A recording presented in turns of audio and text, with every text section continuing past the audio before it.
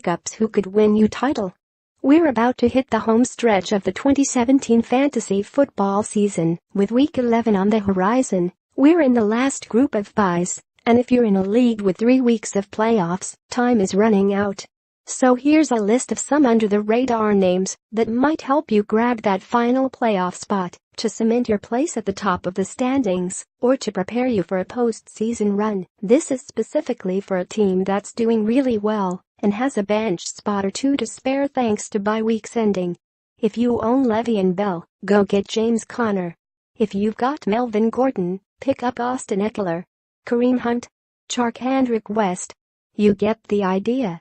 The point here is that, if you come into the playoffs and one of those superstar runners goes down, you'll have insurance instead of watching your opponent or fellow contender scoop up the backup.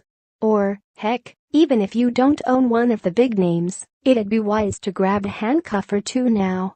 The injured reserve list, with its tweaked rules to allow players to return, has added a wrinkle to fantasy teams.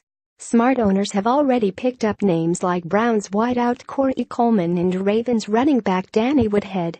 But check this out, indeed. Yeah, the Seahawks are abysmal running the ball, but when Carson played, the rookie was a flex or low RB2 worthy running back.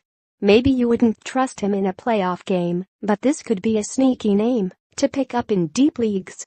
The guy turned some heads this preseason, and it looks like he's returning from injury just in time for Allen Hurns to potentially miss this week's game against the Browns. Sure, the Jaguars are in the bottom 5 in passing attempts in the NFL, and yes, Blake Bortles is the guy throwing footballs in Jacksonville, particularly to Marquise Lee. But again, these are deep sleepers.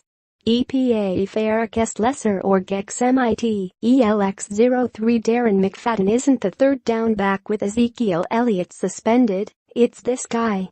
And while Alfred Morris is the number 1 RB in Dallas, the Cowboys also have, per ESPN Insider, the 5th toughest schedule the rest of the season, including a game against the Eagles. My theory, Smith will catch a bunch of passes in those games. I'm willing to use a bench spot to find out. EPA Tannen Mori, the former Charger, just played his first game with the Bears and caught 6 passes for 88 yards. With no other notable names for Mitchell Trubisky to throw to, I'd throw in for him to see if that chemistry lasts longer than a week. He received 6 targets in his return to the lineup, and it looks like Will Fuller might miss time with a rib injury. If you're desperate for a tight end, what about the guy who had a pretty good year in 2016?